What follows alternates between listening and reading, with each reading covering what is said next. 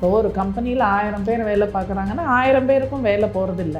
யாரோ ஒரு 200 பேரை தான் தூக்குறாங்க. அந்த 200ல் நம்ம பேர் இருக்குது அப்படின்னா நிச்சயமாக நம்மளுடைய சுய ஜாதகம். இப்போ ஒரு ஜாதகத்தில் நமக்கு சாதகமற்ற தசாபுக்தி காலம் நடக்கும் பொழுது கடன் தொல்லை ஜாஸ்தியாகி கடனுக்கு கடன் வாங்கி இன்னொரு கடன் வாங்குற மாதிரி இப்படி ஒரு அவஸ்தை அப்படிங்கிற ஒரு நிலைக்கு வரலாம். 6ஆம் அதிபதி 8ஆம் அதிபதியோட நட்சத்திரத்தில் இருந்தாலோ இல்லை 8ஆம் அதிபதியோடு சேர்ந்து இருந்தாலோ இல்லை 8ஆம் அதிபதியோட பார்வையில் இருந்தாலோ இந்த பிரச்சனை இன்னும் பல மடங்காக ஜாஸ்தியாகும். நம்மளுக்கு தசாபுக்தியும் சரி இல்லாமல் கோச்சாரத்துலேயும் கிரகங்கள் நமக்கு சாதகமற்ற இதில் இருந்து இந்த மாதிரிலாம் இருக்கும்போது கண்டிப்பாக பிரச்சனை இன்னும் பூதாகாரமாக உங்களுக்கு வெடிக்கும். பிரச்சனைக்கு எனக்கு என்ன தீர்வு? ஒரு பரிகாரத்தினால ஒரு பிரச்சனையை சரி பண்ண முடியுங்கிற ஒரு கான்செப்டே ஜோசியத்தில் கிடையாது. ஃபர்ஸ்ட் ஆஃப் ஆல் இன்றைய நேர்காணலில் நம்மோடு இணைந்திருக்கக்கூடிய சிறப்பு விருந்தினர் யார் அப்படின்னு பார்த்தீங்கன்னா ஜோதிடர் ஜெயாரவி மேம் தான் நம்ம கூட இருக்காங்க. வாங்க அவங்க கூட சேர்ந்து நிறைய விஷயங்களை கேட்டு தெரிஞ்சுக்கலாம். மேம் வணக்கம். வணக்கம். ஆஸ்க் ஆஸ்ட்ரோ நேயர்களுக்கு என்னுடைய அன்பார்ந்த வணக்கங்கள். மேம் இன்னைக்கு நிறையவே இப்போது 2026 பலன்கள் ராசி பலன்கள் நிறைய வீடியோஸ் நம்ம பார்த்துட்டே இருக்கோம். பட் நம்ம நேயர்கள் புதுசாக நிறைய விஷயங்கள், ஏன்னா உங்களுக்கு தெரியும் இன்றைக்கி இருக்கக்கூடிய மனிதர்கள் பல பிரச்சனைகளோடு சுற்றிட்டு இருக்காங்க. எல்லாருக்கும் ஏதாவது வழி கிடைக்காதா அப்படின்னு தேடிட்டு இருக்காங்க. ஸோ நான் நம்ம நேயர்களுக்காக ஒவ்வொரு பிரச்சனை சார்ந்தும் உங்ககிட்ட நிறைய விஷயங்களை கேட்டு அவங்களுக்கு ரெமிடியாக கொடுக்கலான் இருக்கேன். ஸோ முதல்ல இருக்கக்கூடிய மிகப்பெரிய பிரச்சனை என்ன அப்படின்னு பார்த்தீங்கன்னா இளைஞர்கள் தான் பெருசாக இப்போதைக்கு அஃபெக்ட் ஆகுறாங்களோ அப்படின்ற ஒரு எண்ணம். ஏன் அப்படின்னா திடீர்னு ஒரு விஷயம் நடக்கும். நல்லா வேலைக்கு போயிட்டுருப்பாங்க, திடீர்னு ஒரு லே ஆஃப் அப்படின்ற ஒரு பிரச்சனை வரும். அந்த லே ஆஃப்னு வரும்போது அவங்களால அதுலேருந்து சஸ்டெயின் பண்ண முடியாது. ஏன்னா லாட் ஆஃப் கமிட்மெண்ட்ஸ் இருக்கும். ஏதாவது இஎம்ஐ வாங்கி வச்சுருப்பாங்க, இல்லைனா பைக்குக்கு டியூ போட்டு வச்சுருப்பாங்க. இந்த மாதிரி பிரச்சனையில் இருக்கும்போது சடனாக ஒரு லே ஆஃப் வருதுன்னா அவங்களால ஹேண்டில் பண்ண முடியாதுல்ல. ஸோ இந்த மாதிரியான சுச்சுவேஷன்ஸ் ஏன் வருது, அதுலேருந்து அவங்க எப்படி வெளியில் வரலாம்? ஓகே, இது ஒரு நல்ல கேள்வி. இன்றைக்கி காலம் எப்படி போயிட்டுருக்கு, இன்றைக்கி ட்ரெண்ட் எப்படி இருக்கோ அதுக்கேற்ற ஒரு கேள்வி கேட்டிருக்கீங்க. அதாவது உலகியல் ஜோதிடம் அப்படிங்கிறது ஒரு விதம். அதாவது உலகத்துக்கே ஒரு பிரச்சனை நடந்துகிட்ருக்கும். அது ஒரு தனி சப்ஜெக்ட். அது மண்டேன் அஸ்ட்ராலஜின்னு சொல்லுவோம். ஆனால் ஒரு தனி நபருடைய ஜாதகத்தில் இந்த மாதிரி வேலை போகிறது, லே ஆஃபில் அவங்க பேர் அந்த லிஸ்ட்டில் அவங்க பேர் வர்றது, கடன் வாங்கி அதை இஎம்ஐ கட்ட முடியாமல் அவஸ்தைப்படுறது, இந்த மாதிரி பிரச்சனைகள் இளைஞர்களுக்கு நிறைய இருக்குது இப்போது இந்த காலகட்டத்தில். இதுக்கு முக்கியமாக அவரவர் ஜாதகமும் பேசும். ஏன்னா உலகளவில் ஒரு பிரச்சனை இருக்குன்னா அது ஏன் நமக்கு வரணும் அப்படிங்கிற ஒரு கேள்வி இருக்கும். இப்போது ஒரு கம்பெனியில் 1000 பேர் வேலை பார்க்குறாங்கன்னா 1000 பேருக்கும் வேலை போகிறதில்ல.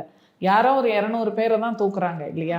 அந்த 200ல் நம்ம பேர் இருக்குது அப்படின்னா நிச்சயமாக நம்மளுடைய சுய ஜாதகம் அப்படிங்கிறது ஒரு பிரச்சனைக்குரிய ஒரு விஷயம் அங்கே இருக்கும். நம்மளுடைய தசாபுக்தி காலம் அப்படிங்கிறது ரொம்ப முக்கியம். இப்போ ஒரு ஜாதகத்தில் நமக்கு சாதகமற்ற தசாபுக்தி காலம் நடக்கும் பொழுது நிச்சயமாக பல விதங்களில் நம்மளுக்கு சோதனைகள் வரும். ஒன்று, இந்த மாதிரி வேலை விஷயங்களில் பிரச்சனை வரலாம். இல்லை சில பேருக்கு கடன் தொல்லை ஜாஸ்தியாகி கடனுக்கு கடன் வாங்கி இன்னொரு கடன் வாங்குற மாதிரி இப்படி ஒரு அவஸ்தை அப்படிங்கிற ஒரு நிலைக்கு வரலாம். இன்னும் சிலருக்கு உடல் உபாதைகள் அப்படிங்கிற விஷயம் வரலாம். இன்னும் சிலருக்கு திருமண வாழ்க்கையில் பிரச்சனைகள், பர்சனல் ப்ராப்ளம்ஸ் அப்படிங்கிறது இருக்கலாம். ஸோ ஒவ்வொருத்தருக்கும் ஒவ்வொரு விதமாக அது இருக்கும். ஸோ இதுக்கு காரணம் அப்படிங்கிறது மெயினாக நம்ம ஜாதகங்களில் பார்த்திங்கன்னா இந்த 6, 8, 12 அப்படிங்கிற இந்த பாவங்கள் ஒரு முக்கிய பங்களிப்பு அதுக்கு இருக்குது. ஏன்னா ஜோசியத்தில் பார்த்திங்கன்னா நிறைய ஜோதிடர்கள் எப்போவுமே பேசுகிறது என்னென்னா இந்த 6, 8, 12 பாவங்கள் ரொம்ப பிரதானமாக நமக்கு இப்போ வேலை செய்யுது தசாபுக்தியில் அப்படின்னு வரும்போது ஏதோ ஒரு விஷயத்தில் நமக்கு பிரச்சனை கண்டிப்பாக இருக்கும். சப்போஸ் இந்த 6ஆம் அதிபதி அப்படிங்கிறவரை நம்ம ருண ரோக சத்ரு ஸ்தானாதிபதின்னு சொல்கிறோம். ருணம் அப்படின்னா கடன், ரோகம்னா வியாதி, சத்ருன்னா எனிமீஸ், விரோதிகள். ஸோ இந்த 3ல் ஏதோ ஒன்று நமக்கு இப்போ வேலை செய்யும். சரியா? அப்போ இந்த 6ஆம் பாவம் நமக்கு எந்த விதமான பிரச்சனையை கொடுக்க போகுது அப்படின்னு பார்த்தீங்கன்னா இந்த 6ஆம் அதிபதி போய் ஜலராசியில் சம்மந்தப்படும் போது, ஜலராசின்னு 3 ஜலராசி இருக்குது, கடகம், விருச்சிகம், மீனம். இதோடு சம்மந்தப்படும் போது இவங்களுக்கு கடன் தொல்லை ஜாஸ்தியாக இருக்கும். ஒரு கால் அதுமாதிரி நெருப்பு ராசிங்கிற மேஷம், சிம்மம், தனுசோடு சம்மந்தப்பட்டால் அவங்களுக்கு நோய் நொடிகள் பாதிக்கும். ஒருவேளை அது போய் பூமி தத்துவம்னு சொல்லக்கூடிய ரிஷபம் கன்னி மகரத்தோட சம்மந்தப்பட்ட கடினமாக உழைக்க வேண்டிய ஒரு காலம் அப்படிங்கிற மாதிரி இருக்கும். சப்போஸ் அது போய் காற்று ராசின்னு சொல்லக்கூடிய மிதுனம் துலாம் கும்பத்தோட சம்மந்தப்பட்டால் இவங்களுக்கு நிறைய வம்பு வழக்கு பிரச்சனைகளை சந்திக்க வேண்டிய ஒரு காலமாக இருக்கும். ஸோ இப்படி இந்த 6ஆம் அதிபதி எந்த தத்துவத்தோட போய் சம்மந்தப்படுறார் அப்படிங்கிறது ரொம்ப முக்கியமாக இங்கே நம்ம பார்க்கணும். இப்போ இந்த 6ஆம் அதிபதிக்கே ஒரு 8ஆம் அதிபதியோட கனெக்ஷன் அப்படின்னு ஒன்று வரும். அதாவது 6ஆம் அதிபதி 8ஆம் அதிபதியோட நட்சத்திரத்தில் இருந்தாலோ, இல்லை 8ஆம் அதிபதியோடு சேர்ந்து இருந்தாலோ, இல்லை 8ஆம் அதிபதியோட பார்வையில் இருந்தாலோ இந்த பிரச்சனை இன்னும் பல மடங்காக ஜாஸ்தி ஆகும். ஸோ இந்த 6-8 தொடர்பு அப்படிங்கிறது வந்து ஒரு ஜாதகத்தில் நிறைய விஷயங்களை ஒரு பாதிப்பை ஏற்படுத்தும். ஸோ இதுக்கு மெயினான காரணம் வந்து நம்மளுடைய சுய ஜாதகத்தில் நடக்கக்கூடிய தசாபுக்தி. அதற்கும் மேலாக கோச்சாரம்னு ஒன்று இப்போ நம்ம சொல்கிறோம் இல்லையா, இந்த வருட பலன் என்ன, இந்த இந்த ராசிக்கு என்ன பலன், இப்படிலாம் நம்ம பேசுகிறோம் இல்லையா, நிறைய யூடியூப்லலாம் பார்க்குறோம். அதெல்லாமும் ஓரளவுக்கு ஒரு தாக்கத்தை ஏற்படுத்தும். இப்போ வந்து ஒரு நம்மளுக்கு தசாபுக்தியும் சரி இல்லாமல் கோச்சாரத்துலேயும் வந்து கிரகங்கள் நமக்கு சாதகமற்ற இதில் இருந்து இந்த மாதிரிலாம் இருக்கும்போது கண்டிப்பாக பிரச்சனை இன்னும் பூதாகாரமாக அவங்களுக்கு வெடிக்கும்.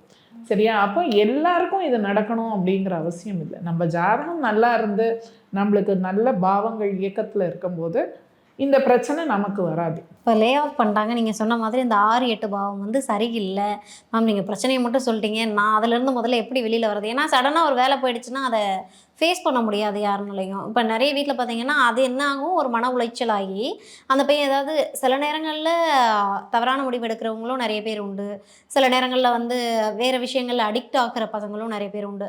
ஸோ அப்போ அந்த இடத்த நான் எப்படி ஹேண்டில் பண்ணோம், அந்த பிரச்சனைக்கு எனக்கு என்ன தீர்வு? இப்போது ஒரு ஜோதிடர்கிட்ட நீங்கள் கேட்டிங்கன்னா அவங்க உடனே இந்த கோவிலுக்கு போ அந்த கோவிலுக்கு போகணும் ஒரு பரிகாரத்தை சொல்லுவாங்க. இப்போ கோவிலுக்கு போகிறதுனால உங்களுடைய 6ஆம் அதிபதி சைலண்ட்டாக அவர் போய் தூங்க போயிடுவாரா? இது என்னுடைய கேள்வி. நான் அதுக்குன்னு கோவில் போகாதீங்கன்னு சொல்கிற ஆள் கிடையாது, நாத்திகவாதி கிடையாது. பட் ஒரு பரிகாரத்தினால ஒரு பிரச்சனையை சரி பண்ண முடியுங்கிற ஒரு கான்செப்டே ஜோசியத்தில் கிடையாது. ஃபர்ஸ்ட் ஆஃப் ஆல் முதல்ல அதை எல்லாரும் புரிஞ்சுக்கணும். சரியா? நம்ம மாற வேண்டியது நம்ம தான். அப்போது நீங்கள் என்ன பண்ணணும்னா, சின்ன வயசுலேருந்தே நான் எல்லாருக்கும் சொல்கிறது அதுதான். இன்றைக்கி 10 ரூபா சம்பாதிக்கிறீங்களா, அதில் 4 ரூபாயை கொண்டு போய் சேவிங்ஸில் போட்டுருங்க. என்னோடது இல்லை இந்த பணம்னு கொண்டு போய் போட்டுருங்க. 6 ரூபாயை செலவு பண்ணுங்க. சரியா? இந்த மாதிரி ஒரு கட்டுப்பாடான ஒரு வாழ்க்கை சின்ன வயசுலேருந்தே நீங்கள் பழகிக்கிட்டீங்கன்னா இந்த மாதிரி ஒரு கிரைசிஸ் வரும்போது யாருமே கஷ்டப்பட வேண்டாம், ஒருத்தர்கிட்டையும் போய் கையேந்தி நிற்க வேண்டாம். இது ஜோதிட பரிகாரம் இல்லை, இது வாழ்க்கை பரிகாரம். சரியா? நான் வந்து எப்போவுமே ரொம்ப ப்ராக்டிக்கலாக யோசிச்சு தான் சில விஷயங்களை ஏன்னா நான் வந்து வெறும் ஜோசியம் மாத்திரம் சொல்கிற ஆள் கிடையாது. நான் வந்து கவுன்சிலிங்கும் நிறைய பேருக்கு பண்ணுறேன்.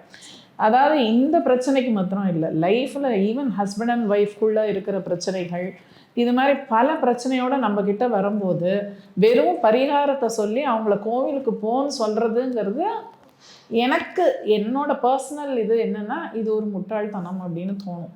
ஏன்னா மாற வேண்டியது நம்மளுக்கு கடவுள் வந்து ஒரு இது வார்னிங் சிக்னல் நம்மளுக்கு கொடுக்குறாரு. இந்த டைம்லையாவது நீ ஒன்றை திருத்திக்கோ, நீ ஏதாவது ஒன்று பண்ணி லைஃப்பில் முன்னேறு. இப்போ சனி பகவானை வந்து ஏன் எல்லோரும் பார்த்து பயப்படுறாங்க அப்படின்னா, அவர் 30 வருஷத்துக்கு ஒரு தடவை ஒரு ரவுண்டு வராரு. சரியா?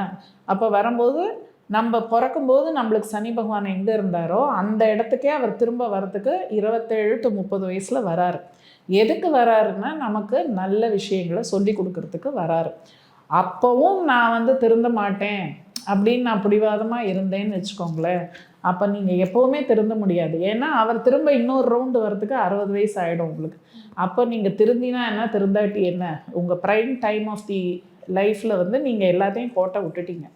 ஸோ எப்போவுமே ஒரு கஷ்டம் நமக்கு வருது அப்படின்னா இட் இஸ் அ வார்னிங். இதை நீ அடுத்த தடவை ரிப்பீட் பண்ணக்கூடாது அப்படிங்கிறத சொல்ல தான் சனி பகவான் வராரு. ஸோ இதை நம்ம புரிஞ்சுக்கிட்டாலே போகிறோம். 7:30 7:30ன்னு எல்லாரும் அதை சொல்லி பேசிக்கிட்டு டைமை வேஸ்ட் பண்ணிகிட்ருக்காங்க. அதை பேசி பேசி நீங்கள் டைம் வேஸ்ட் பண்ணுறத விட நீங்கள் எப்படி உங்களை மாற்றிக்கணும் அப்படிங்கிறத தயவு செஞ்சு எல்லாரும் யோசிங்க அப்படிங்கிறேன் நான். சரியா? அதனால் நான் என்ன சொல்கிறேன், வருமுன் காப்போம்.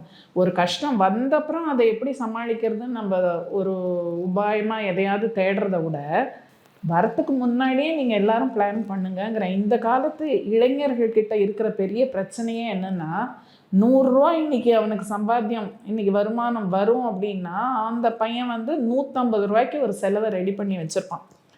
அந்த 50 ரூபாய் எங்கேயா கடன் வாங்கி இந்த 100ஐயும் போட்டு செலவு பண்ணிவிட்டு வீட்டுக்கு வந்துடுவான். அந்த மாதிரி பண்ணாமல் 100 ரூபா வரப்போகுதா, இதில் 50 ரூபா என்னோடது இல்லை, எடுத்து எங்கேயாவது ஒதுக்கி ஓரமாக வைங்க. இன்னொரு 50 ரூபாயில் நீங்கள் என்ன வேணுமோ செலவு பண்ணிக்கோங்க.